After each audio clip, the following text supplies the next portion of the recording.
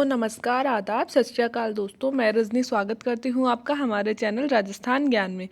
तो आज है दोस्तों 5 जनवरी और 5 जनवरी के करंट अफेयर्स लेके मैं आपके सामने उपस्थित हूँ। तो सबसे पहले आजकल मुद्दा चल रहा है ब्रेग्जिट का। ब्रेग्जिट का मतलब होता है ये है ब्रेग्जिट की स्पेलिंग BR मतलब ब्रिटेन और XIT मतलब EXIT मतलब एग्जिट यानी निकलना। तो ब्रिटेन यूरोपियन यूनियन से बाहर निकल रहा है। पहले क्या था दोस्तों, जो यूरोप के देश थे प्लस ये जो ब्रिटेन था ये भी यूरोप के देशों में ही काउंट होता था। और कुल 28 या 29 मेरे ख्याल से राष्ट्र है जो यूरोपियन यूनियन में हैं अभी। और ब्रिटेन इससे अलग हो गया है अब कि मैं यूरोपियन यूनियन का सदस्य नहीं हूँ। ये सब तो मुद्दा पिछले साल चल गया और आप सबको पता भी है, ठीक है। तो अब जो एक बयान आया है, अब 1 जनवरी 2021 को ब्रिटेन ने आधिकारिक रूप से घोषणा कर दी कि मैं यूरोपियन यूनियन से आधिकारिक रूप से अलग हो गया हूँ। अलग तो पहले ही हो गया था, मतलब डॉक्यूमेंट्स की जो कार्यवाही होनी थी वो भी पूरी हो गई है ना। लेकिन जो हम बोलते हैं यूके बोलते हैं, कभी ग्रेट ब्रिटेन बोलते हैं, कभी इंग्लैंड बोलते हैं, तो इनमें से एक राज्य है स्कॉटलैंड। उसने घोषणा करी है कि मैं फिर से जनमत संग्रह करवाऊंगा, मैं वापस से यूरोपियन यूनियन में आना चाहता हूँ, मैं अलग नहीं होना चाहता यूरोपियन यूनियन से। तो आप पढ़ेंगे कभी कभी आ रहा है इंग्लैंड, कभी ग्रेट ब्रिटेन, कभी स्कॉटलैंड, ये क्या चक्कर है ना। देश का नाम क्या है पूरा। तो दोस्तों इनमें सबसे बड़ी टर्म तो है यूके, है ना, यूनाइटेड किंगडम, है ना। यूके की फुल फॉर्म होती है यूनाइटेड किंगडम। इसमें 4 क्षेत्र आते हैं, स्कॉटलैंड, इंग्लैंड, वेल्स और उत्तरी आयरलैंड। ये उत्तरी लिखा हुआ है, उत्तरी आयरलैंड। तो ये देखो, ये ब्रिटेन है पूरा मिला के, इसको पूरा मिला के हम बोलते हैं यूनाइटेड किंगडम। क्या बोलते हैं? United kingdom. ये ऊपर वाला क्षेत्र इसको स्कॉटलैंड बोलते हैं, ये देश जो है इसको स्कॉटलैंड बोलते हैं, इसको इंग्लैंड बोलते हैं। ये नीचे कोने में जो है इसको वेल्स बोलते हैं। और ये जो है ये है आयरलैंड, है ना। और ये इसका उत्तरी भाग है उत्तरी आयरलैंड, ठीक है। तो इन चारों को मिला के क्या बोलते हैं हम? इन चारों को मिला के बोलते हैं यूनाइटेड किंगडम। तो यूनाइटेड किंगडम ये चारों मिला के एक देश कहे जाते हैं, है ना। ये चारों मिला के एक देश की श्रेणी में आते हैं। कभी कभी अपन टर्म यूज़ करते हैं ग्रेट ब्रिटेन। तो ग्रेट ब्रिटेन किसको बोलते हैं? स्कॉटलैंड, इंग्लैंड और वेल्स। स्कॉटलैंड, इंग्लैंड और वेल्स। जब उसमें उत्तरी आयरलैंड नहीं मिलाते हैं तो उसको क्या कह देते हैं हम? Great Britain. इसको मतलब इस वाले द्वीप को हम कह देंगे ग्रेट ब्रिटेन, ठीक है। और जब इनमें आयरलैंड शामिल हो जाएगा तो क्या कह देंगे? यूनाइटेड किंगडम, ठीक है। तो ये टर्म याद रखिएगा, सुर्खियों में चल रही है। तो ये एग्जाम में वैसे भी जीके का क्वेश्चन है और एग्जाम में पूछी जा सकती है, ठीक है। अब भारत में नया मौसम विज्ञान केंद्र खोला गया है। जो हमारा ओरिजिनल भारत का इंडियन मेट्रोलॉजिकल सेंटर है वो तो है कोलकाता में दोस्तों। अब इसकी कई शाखाएं हैं, जैसे कि एक शाखा बेंगलुरु में है, एक पुणे में है ना। कई शाखाएं हैं इसकी, 4 शाखाएं हैं इसकी, ठीक है। तो अब एक और शाखा इसकी खोली गई है और वो खोली गई है लद्दाख लेह में, ठीक है। तो लद्दाख लेह क्या है? हमारी यूनियन टेरिटरी, मतलब केंद्र शासित प्रदेश बनाए गए हैं ना जम्मू को और लद्दाख को, ठीक है। तो लद्दाख और जम्मू में अगर कोई भी चीज़ होती है तो वो अपने लिए इम्पोर्टेंट हो जाती है, क्योंकि वैसे भी सुर्खियों में रहता है हमारा जम्मू कश्मीर, और वैसे अब इसको नया केंद्र शासित प्रदेश इनको बनाया गया है तो इसलिए भी सुर्खियों में रहता है। और इसकी एक विशेषता भी हो गई दोस्तों, ये देश का सबसे ऊंचा मीटियोलॉजिकल सेंटर मतलब मौसम विज्ञान केंद्र है, सबसे ऊंचाई पर स्थित है। ऑब्वियसली लद्दाख तो ऊंचाई पर ही स्थित है, तो अगर लद्दाख में बना है तो सबसे ऊंचाई पर स्थित केंद्र हो गया। आगे चलते हैं।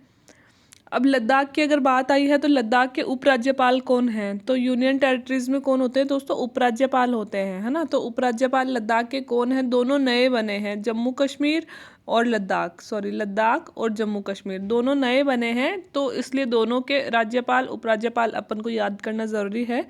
तो राज्यपाल तो नॉर्मल राज्यों में होते हैं, यहाँ पे लेफ्टिनेंट गवर्नर इनको बोलते हैं, उपराज्यपाल पाए जाते हैं। और कुछ में होते हैं प्रशासक, ठीक है। तो यहाँ है उपराज्यपाल। तो उपराज्यपाल कौन है? रामकृष्ण माथुर। कौन है लद्दाख के उपराज्यपाल? रामकृष्ण माथुर। कुछ कुछ पर्सनैलिटी होती हैं जो न्यूज़ में चल रही होती है वो पूछ ली जाती है। एक राष्ट्रीय पुलिस K9 नाम से जर्नल आई है, ये क्या है? K9 जर्नल, जर्नल मतलब होता है पत्रिका। K9 पत्रिका क्या है? तो यह हमारे राष्ट्रीय पुलिस विभाग द्वारा छापी जाती है। यह राज्य का ऐसा पहला पब्लिकेशन जर्नल है जिसमें पुलिस के कुत्तों के बारे में खबर दी जाती है। पुलिस में जो स्क्वायड डॉग्स होते हैं ना, जो खबरी कुत्ते जासूसी का जो काम करते हैं ना, उनके बारे में एक स्पेशल जर्नल छापी जाती है जिसको बोलते हैं K9 जर्नल पत्रिका।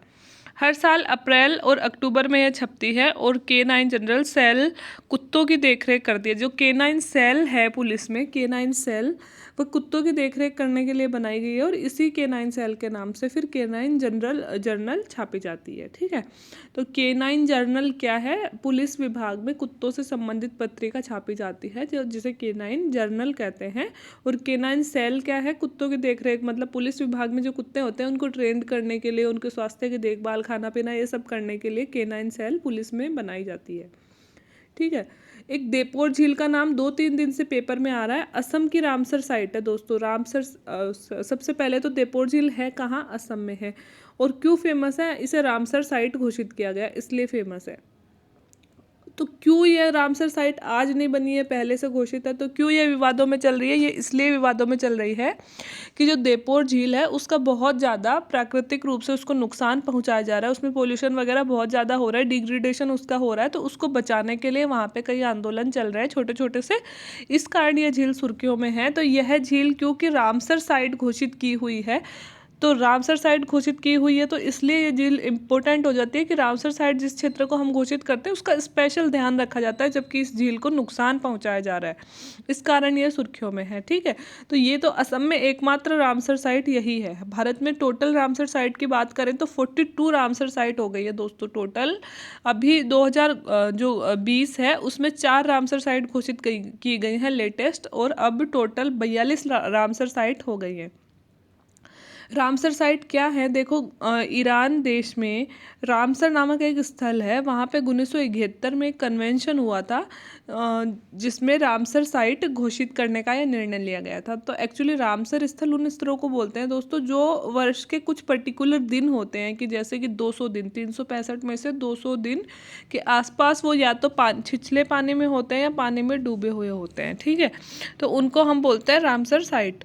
तो ये ऐसे ही क्षेत्र हमारे देश में हैं जिनको रामसर साइट, जो या तो छिछले पानी में डूबे हुए होते हैं या फिर कुछ पर्टिकुलर विशेष दिन ये पानी में डूब जाते हैं, उनको रामसर साइट बोलते हैं। तो हमारे देश में ऐसी कुल कितनी साइट्स हैं? 42 साइट्स हैं, है ना। और 1971 में ईरान में एक कन्वेंशन हुआ था जिसके आधार पर रामसर साइट कंजर्वेशन की बात की गई थी, और 1975 से फिर इनको कंजर्व करना शुरू किया गया था। जो सबसे अंत में चुनी गई रामसर साइट, मतलब 2020 में कौन कौन से रामसर साइट चुनी गई हैं उनकी बात कर लेते हैं। तो सबसे इम्पोर्टेंट तो एक लद्दाख की, क्योंकि लद्दाख अभी नया नया अपना केंद्र शासित प्रदेश बना है, तो लद्दाख की तसोकार झील है वह रामसर साइट सबसे इम्पोर्टेंट तो यही है, पूछी जाएगी तो यही पूछी जाएगी सबसे ज़्यादा। तो एक लोनार झील भी अपने आप में बहुत इंपॉर्टेंट है। तो लोनार झील कहाँ की है? महाराष्ट्र की, उसे भी रामसर साइट घोषित किया गया है। एक कंवरताल झील है बिहार की, उसे भी रामसर साइट घोषित किया गया है। तो 2020 में इन तीनों को लेटेस्ट रामसर साइट इन तीनों को घोषित किया गया है। तो क्वेश्चन इसमें से आ सकता है कि तसोकार झील कहाँ है, लोनार झील कहाँ है, कंवरताल कहाँ है, और ये क्यों विवादों में है, क्यों चर्चा में है, ऐसे आ सकता है। और भारत में कुल रामसर साइट कितनी है ये आ सकता है, और कब रामसर कन्वेंशन हुआ था ये आ सकता है। दोस्तों, जूलियन अंसाजे का नाम आपने कई बार सुना होगा। तो जूलियन अंसाजे पर आज कोई खबर आई थी कि विकीलीक्स, सबसे पहले तो जूलियन अंसाजे थे कौन? विकीलीक्स कंपनी के संस्थापक थे। तो इनकी कंपनी का नाम याद रखना है, विकीलीक्स। तो अभी ये ब्रिटेन में शरणार्थी के रूप में रह रहे हैं, तो तब ब्रिटेन कोर्ट ने इन्हें अमेरिका को प्रत्यर्पित करने के लिए, मतलब अमेरिका ने इन पे जासूसी करने का मुकदमा लगा रखा था, तो इन्होंने भागकर अलग अलग देशों में शरण ली थी। अभी ये ब्रिटेन में है और ब्रिटेन की कोर्ट ने अमेरिका को देने से मना कर दिया है इनको। मतलब अमेरिका जब तक ब्रिटेन की मंजूरी नहीं हो इनको अपने देश में नहीं ला सकता है। और अभी ब्रिटेन के कोर्ट ने बोला है कि इनके मतलब हालत ऐसी नहीं है कि आपको हम दे सकें, तो अभी इन्होंने देने से मना कर दिया है। और अमेरिका इन्हें ढूंढ क्यों रहा है? अमेरिका ने इन पे जासूसी के 17 आरोप लगाए थे जब भी यह कंपनी विकीलीक्स कंपनी काम कर रही थी। तो इन्होंने कि ये हमारे देश के कुछ गुप्त मामलों की जासूसी कर रहे हैं, इस चक्कर में कुछ आरोप इन पे लगाए गए थे। विजय शंकर का नाम आया है। ये भारतवंशी हैं विजय शंकर, जो डिस्ट्रिक्ट ऑफ कोलंबिया में जज बनाए गए हैं। मतलब अमेरिका का राज्य है कोलंबिया, वहाँ पे जज बनाए गए हैं ये, ठीक है। तो जज बनाए गए हैं, हमें क्या लेना देना, हमें ये लेना देना है कि ये भारतीय मूल के हैं, ठीक है। तो भारतीय मूल का अगर विदेश में जाके कोई बड़ा पद प्राप्त करता है तो वह हमारे लिए इम्पोर्टेंट हो जाता है। और यहाँ पे एक जज का कार्यकाल कितना होता है, 15 वर्ष का इनका कार्यकाल होगा। डिस्ट्रिक्ट ऑफ कोलंबिया में क्या नियुक्त किया गया है, इन्हें जज नियुक्त किया गया है अमेरिका में, ठीक है। तो ये तो दोस्ती आज के करंट अफेयर्स सीधे से हैं, एक दो बार इन्हें रिपीट कर लोगे तो ऑटोमेटिक वीडियो देखते देखते ही याद हो जाएंगे। तो आज के लिए इतना ही। अगर वीडियो अच्छा लगा हो तो please like share and channel को सब्सक्राइब कर लें और नीचे कमेंट करना ना भूलें। Thank you very much.